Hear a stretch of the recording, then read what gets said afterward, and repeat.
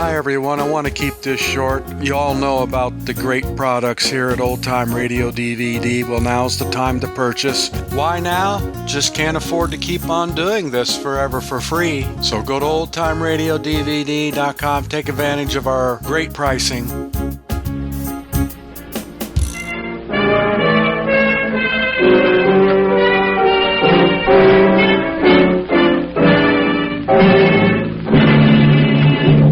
Every week at this time, the makers of G. Washington's Coffee bring you a story from the Sherlock Holmes series of mystery dramas.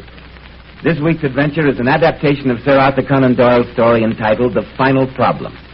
Remember as you listen to it that G. Washington solves your daily coffee problem just as surely as Holmes solves his famous mysteries. At the end of the program, we have a brief announcement about Dr. Watson and his friend Sherlock Holmes. Please listen for it. And that opening paragraph, as always, leads us to Dr. Watson's comfortable, hospitable study. Well, there's a blazing fire and a steaming cup of G. Washington coffee to welcome you. Here it is, Mr. Bell. Made it as you came up the steps. Thank you, Dr. Watson. You know, a good cup of coffee always seems to me to be the very essence of hospitality. You name me a better coffee than G. Washington's, Mr. Bell. Go ahead, name me one. But seriously, G. Washington's isn't just another brand of coffee. It's really entirely different. It not only has a perfect flavor, but it's the easiest coffee to fix. Just a teaspoonful in the cup, add hot water. Incidentally, you never make more than you're going to use, so that makes it economical, too. Right, Mr. Bell. Now, suppose I begin my story. Fine. What's it to be this time? How about another tussle between Holmes and Professor Moriarty? Excellent. Always gives me plenty of first-class shudders to meet that individual. Well, tonight's story deals with Holmes' efforts to break up one of his most unpleasant schemes, a racket, you'd call it today. And did he succeed? Oh, no, Mr. Bell, that's putting the cart before the horse. The affair began with a series of curious disappearances from St. Anthony's Hospital. Well, what disappeared, Dr. Watson? People or things? They were corpses, or perhaps I should say cadavers. No, before I go any farther, perhaps I should explain that St. Anthony's is a medical school and hospital combined.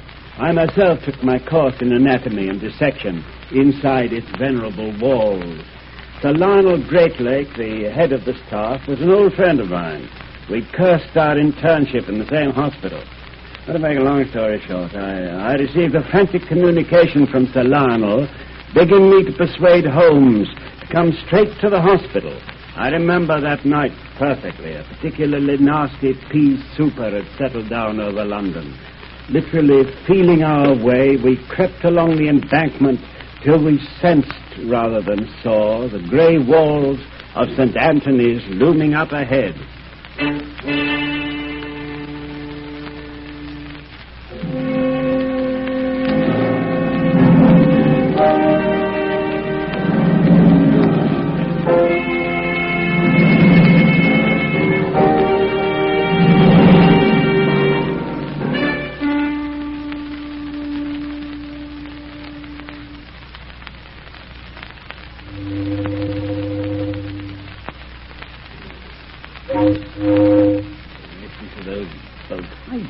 Foghorns always have to sound so mournful. Well, Watson, you would insist on coming tonight.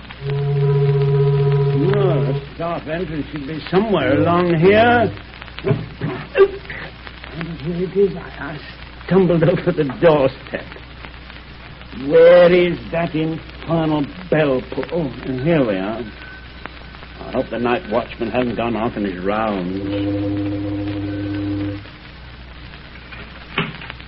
No, someone's opening the door. Thank you, Watson. The fog, I can't see very clearly. No, it's me right enough, Leo. I brought Sherlock Holmes along with me. Oh, thank heavens. Come in. Oh, this is my old friend, Lionel Greatlake.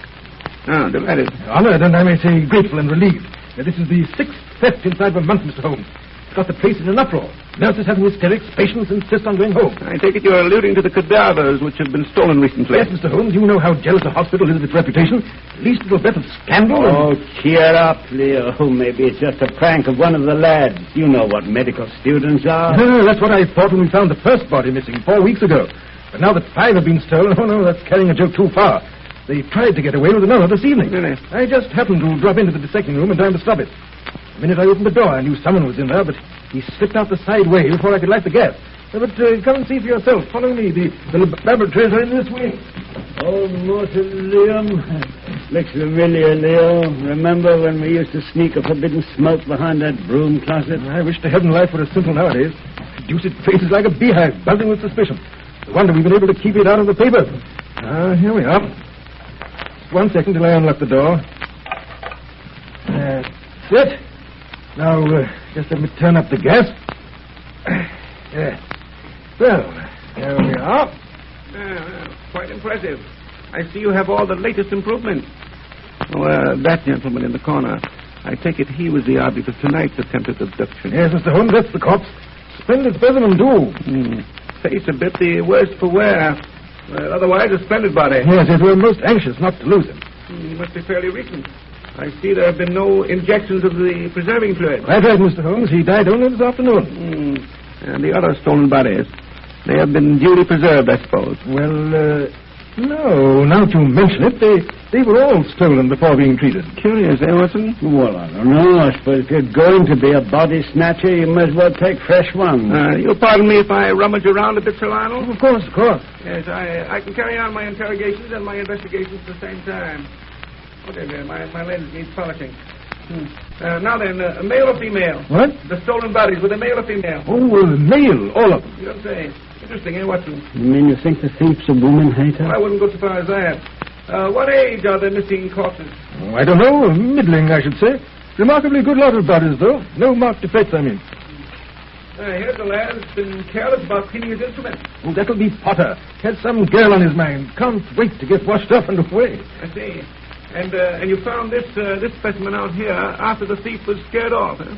I take it the cadavers aren't usually left lying about. Certainly not. They're kept in that long steel cabinet over there.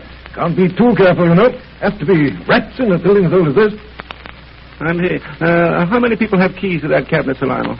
Only Dr. Lacey. You may know him by reputation, Mr. Holmes. Hugo Lacey. He's our head surgeon and has charge of the classes in dissecting. Of course, brilliant fellow.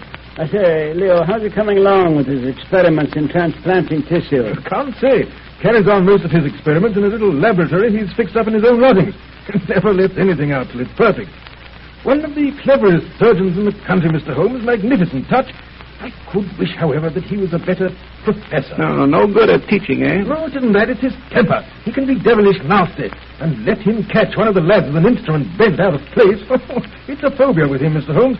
A place for everything and everything in its place. I trust young Potter sets his things to right before Lacey sees them. Oh, this is the door through which the thief escaped, I take it. Yes, I bolted it on the inside, as you can see. Yeah, that's that. I think I've seen all there is to see. Found anything, Holmes? Yes. There is what you might call an overabundance of clues. Too many to permit of any intelligent deductions. What do you mean? Well, 14 sets of fingerprints, for instance. And in the dust, under that operating table alone, I found shreds of 5 different types of tobacco. Dear me, I'm afraid Mrs. Platts is getting careless again. Oh, she's the cleaning woman, Mr. Holmes. Dr. Lacey is always complaining that she's inefficient. Well, Mr. Holmes, if you've finished your investigation, perhaps you can advise us how we should act in this matter. Now, before I do that, suppose we come to an understanding. Would you be satisfied merely to stop the thefts, or do you want to know who is responsible for the missing corpses? We must find out everything, Mr. Holmes. Who and what and how and why. A mystery of any kind is most demoralizing for a hospital. In that case, we should do nothing further. Oh, but Holmes... We shall do nothing further tonight. But aren't you going to set a watch on If this we room? did, the criminal wouldn't show up. You may take my word for it, Sir Lionel. The man who has been stealing your cadavers is thoroughly acquainted with the workings of this hospital. Look here, Mr. Holmes. If we don't set a guard on this room, he may steal this body, too. I sincerely hope so. Well, no use making things too easy for him. At least we can put the body back in the cabinet. Unfortunately, that won't be possible. We can't open it. The cabinet has a spring lock. The thief slammed it after him. Oh, dear. What will Lacey say when he finds this corpse out here in the morning? Well, I don't think there's much danger of that, Sir Lionel. Really, Mr. Holmes, I'm disappointed. I must say I hoped you would be more helpful. Well, there's one thing we can do for you before we leave, Watson? No, what? Well, we can make up for Mrs. Clutt's deficiencies. If you'll get us a couple of old rags, Sir Lionel, I think Watson and I can go over this room in no time. Holmes, have you gone out of your mind? Not at all, my dear Watson, not at all. It's most important that everything should be neat and tidy.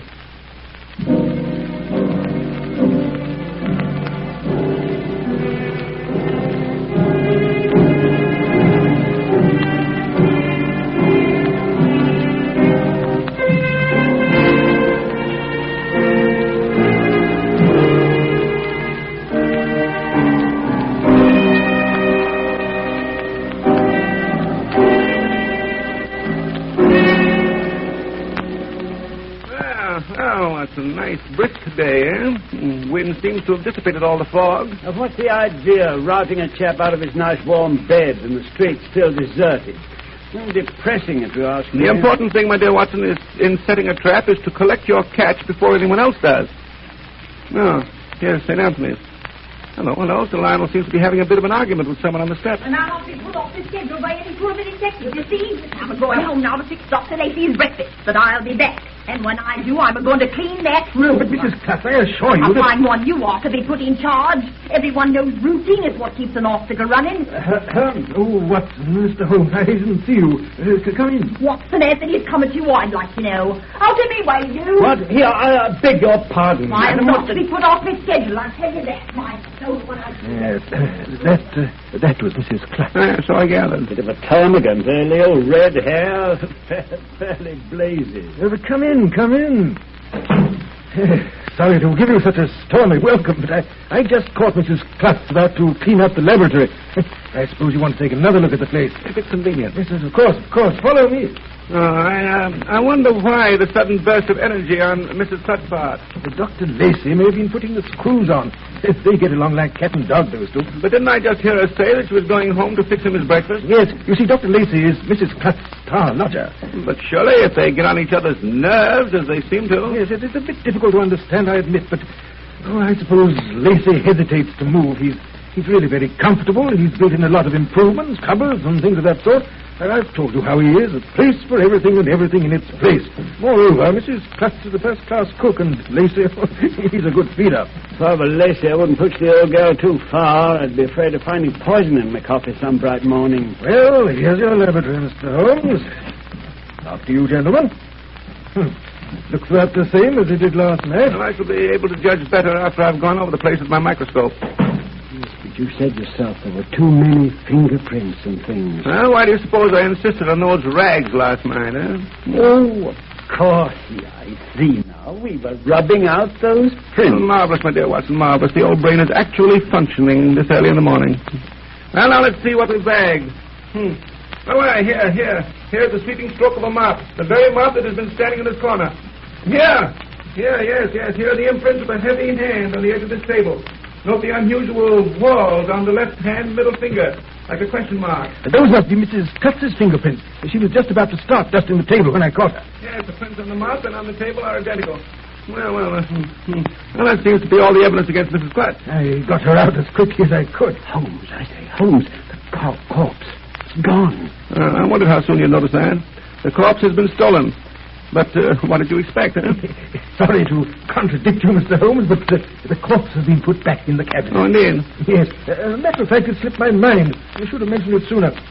Seems Dr. Lacey dropped in late last night and insisted on putting the cadaver back in the cabinet. Nothing the night watchman could say would dissuade him. I told you about his mania for order last night, Mr. Holmes. These are doubtless his fingerprints, then, here on the lock and around this panel of the cabinet. Yes, typical surgeon's hands. Long, sensitive fingers, but strong. Tips slightly specialist. Yes, that's Lacey right enough. But, Holmes, aren't you going to look inside the cabinet? Well, I suppose we might as well if Sir Lionel can provide us with the keys. Certainly. Lacey left his with the night watchman. Here we are. By Jove, the corpse is missing. Yes, I gathered it might be. Now let us see if we can find anything further in the room itself. Here we are. Prints of a third set of fingers. Yes. He came in here earlier than Lacey. And notice the fingerprints of the doorknob. First this individual, then Lacey, and finally, Mrs. Clutt. All nicely superimposed one over the other. Say, Holmes, this is fascinating, almost as exciting as a scientific experiment. Yes. This third individual, hand not any too steady. Here he stumbled and had to put his hand out to brace himself. Yes, a nice print here on the wall. He moves over to this jar of alcohol. He removes the cover. Then he puts it back again. And here he staggers out. You mean he was intoxicated? Beautifully. Yes, but I don't understand. Why in thunder did he come poking around here in the middle of the night? Watson, have you no recollection of your own green salad days? Didn't you ever sneak a bit of laboratory's alcohol to help out a celebration that had suddenly gone dry? One of the students, eh? Any idea which one, Mr. Holmes? Well, I think I can make a guess, but I don't intend to. The boy isn't mixed up in this body snatching. The corpse was here when he left. His prints are under Lacey's on the doorknob.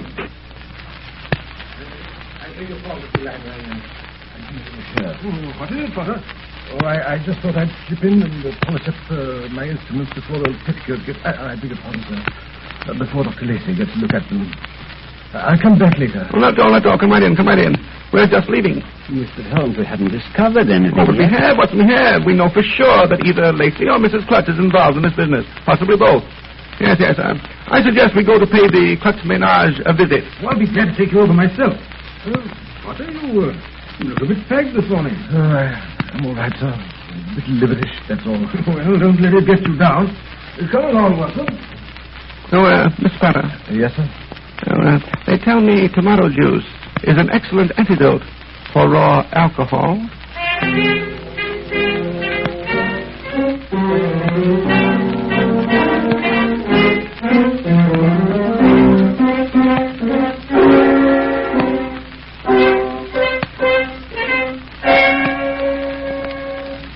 That's Mrs. Clutch's place over there, the house with the white shutters. Look at that crowd of people standing gawking out in front.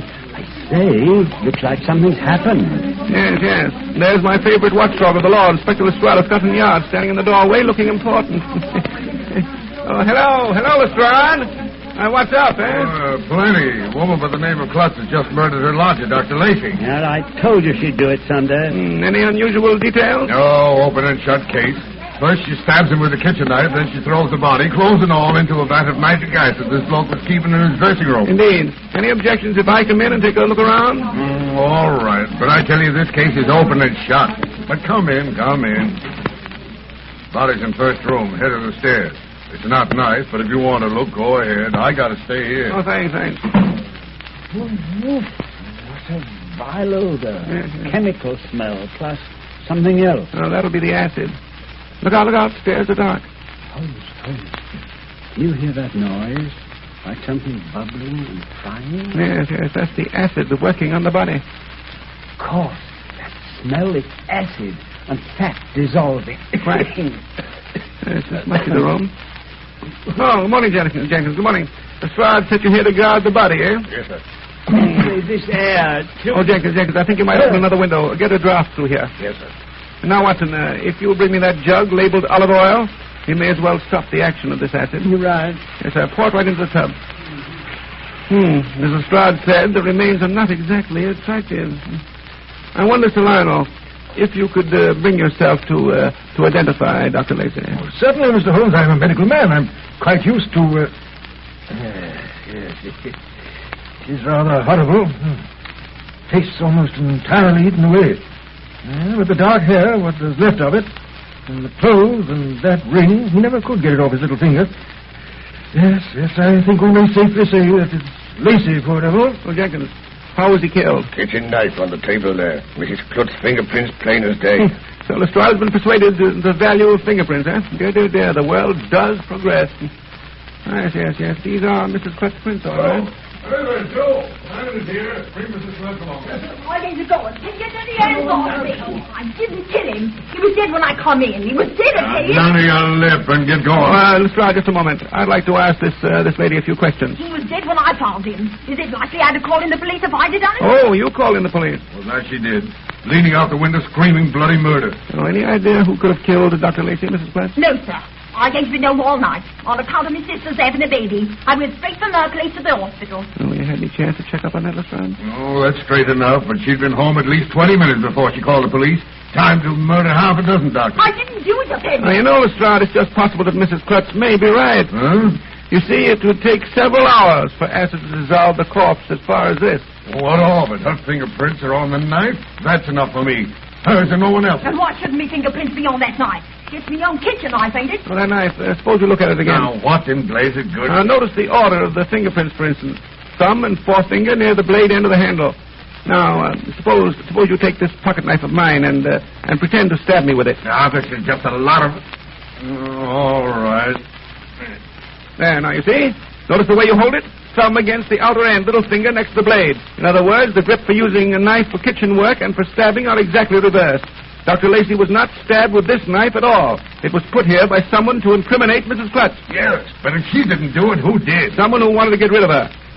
You any idea who that could have been, Mrs. Clutch? No, sir. That I haven't. The only person mean enough to do a thing like this was that son of a gun, Lacey. And he's dead now, Lord rest his soul. Oh, dearie me, it's not bad enough having a murder in my own house and then losing my best lodger. But the police have to go accusing me on top of it all. Like as not, I'll never get another tenant of these rooms.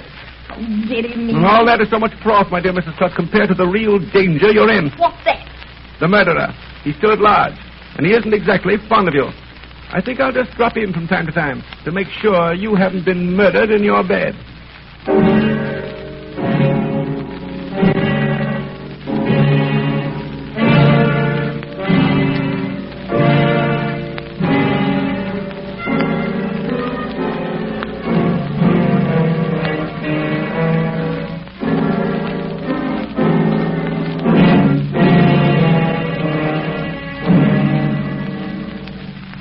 Really think Mrs. Clutch is in danger? Obviously, Watson, obviously. Confounded, why doesn't she answer the bell? If anything's happened, oh, here she comes. Oh, good afternoon, gentlemen. Please to step inside. I'd have come to the door sooner, but I was upstairs cleaning out Dr. Lacey's suite. Would you believe it? I've got a tenant. You don't say. Well, does he know its history? Yes, sir, that he does, but he says he's not superstitious. Oh, how fortunate. What's he like? Well, he's a German. Professor or something. Come here to carry on some experimenting with Dr. Lacey. Dr. Lacey told me he was expecting him only last week. And so when he come asking for Lacey this morning, and I told him what had happened, right away he asked if Dr. Lacey's notes and instruments were still here. And when I said yes, he said he'd move right in and carry on where Lacey left off. Would you mind coming upstairs while I finish my work? Well, lead the way, Mrs. Clutch, lead the way. He's a nice-looking man, too. Blonde with a beard. He limps a little. Oh, it'll be a relief, I tell you, after that, Lacey. He was getting queerer and queerer going out at all hours of the night. I declare I was on the verge of telling the police to keep an eye on him more than once. Well, here we are. Just you sit on the sofa. Now what in the name of... Well, from what I can see out of the window, I should say that your new lodger has arrived. Saints preserve us. Excuse me, gentlemen, when I let him in. Holmes, I think we'd better be going. In a moment, Watson, in a moment. Plenty of time. This way, please. Look up to the tenement stairs. Oh, my, ain't it hot? Oh, Mr. Holmes. This is Herr Gluck. Professor Gluckfader, to befehl. How do you do? Delighted. Sorry I had to come all this way and then find a friend dead. He is no friend. He is what you call a colleague.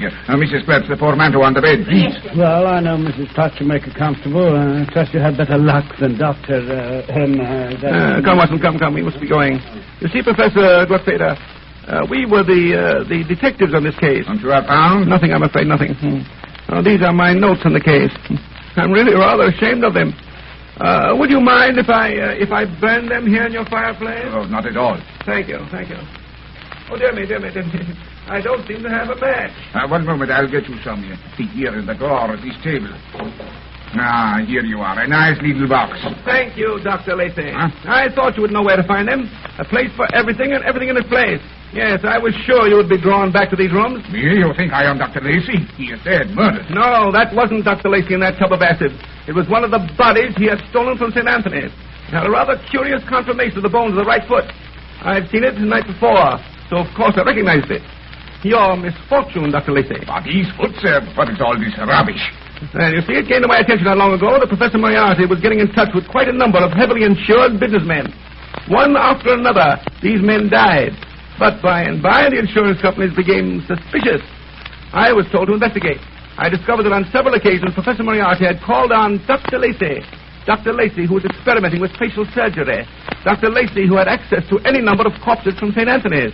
Well, in time, I began to suspect that Dr. Lacey was working on these dead bodies and transforming them so they would look like the gentlemen who wished to collect their insurance. Professor Moriarty made a handsome profit, I believe. Unfortunately, though, I couldn't prove my theory. It is crazy. No one would believe it. Oh, so I found. Then what good does it do you? Just this. When you're in prison, the whole scheme will fall to the ground. But I am not Dr. Lacey. You have no proof. There you are wrong, sir. This little matchbox which you just handed me contains all the proof that I need. On it is a set of fingerprints, which is identical with some on the cabinet door in the laboratory of St. Anthony's. And those fingerprints are known to be Dr. Lacey's. Oh, it's magnificent. Elemental. Phenomenal. Elemental, my dear Watson, elemental.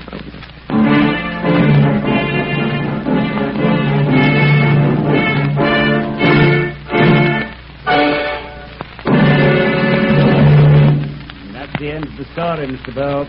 But Dr. Watson, didn't the man ever confess? He did better than that. He offered to show up Moriarty, but when they came to take down his testimony, he was found dead on his prison cot. Obviously, more of Moriarty's work. There's one thing I don't understand. Why didn't he take the same way out as the businessmen? Surely he could have doctored some corpse up so it looked like himself. He could have, Mr. Bell, but that's where human nature comes in. He hated Mrs. Clutch, so he wanted to implicate her. It was his big mistake. Well, that certainly is a fascinating story, Dr. Watson. Now to get back to something where there are never any mistakes. I know what you're hinting at now. Another cup of G. Washington coffee. Yes, indeed. Dr. Watson, have you ever stopped to consider how much the word economy has come to mean to Americans during the last couple of years? It's come to mean more to me, too. I have to save on a lot of things I never thought about before. How do you do it, Dr. Watson? Does it mean giving up all the good things in life and using cheaper quality? Not at all, Mr. Bell. I still keep to the good things, but I'm a little more careful how I use them. More satisfaction in being a little careful with good things, you know, than in putting up with poor quality. Oh, by the way, Mr. Bell. What is it, Dr. Watson? You're chuckling over something now, and it's only fair to tell what it is. Well, a lot of people have been taking a lesson from Sherlock Holmes, Mr. Bell. They've been drawing deductions. About what? About my book of Sherlock Holmes stories, Mr. Bell. They've been observant enough to notice the little number 1 on the back of the volume, and they want to know if there are going to be other books with more stories in them later on. I'm afraid I'm not very observant, Dr. Watson. I never noticed that little 1. And are there going to be more stories? I can't tell for sure, Mr. Bell. I've been talking it over with Mr. Washington. But just in case there are, I want everybody to get volume 1 right away, so they won't be left when the first edition runs out and be unable to make up their complete set. That's right, too. We'll have to warn them about that. Especially with that economy we were talking about. It's worthwhile getting a really good book for nothing. What about G. Washington? Is that economy? Of course it is. You know a Sherlock Holmes story about the rich old mustard manufacturer, don't you? I know, Dr. Watson. I can't say that I do. Well, it's a good story. It applies to saving money on coffee, too. It seems a smart young man, who thought he was smart anyway, asked the Mustard King if he really made all his money out of the little bit of mustard people use on their food. And what did he say? He said no. But he made most of it out of the mustard people leave on their plates. And that's just the way it is with coffee, or ordinary coffee, anyway. You mean the real expense is not what you drink, but what you waste? Exactly, and that's where G. Washington saves. There's no waste. You only make what you want, and yet you can have all you want. Well, that sounds like economy, all right. Ladies and gentlemen, Dr. Watson and I want you to test G. Washington economy. Get a 4-ounce can right away. Don't be afraid of the size of the can or the price. G. Washington is economical because it ends waste.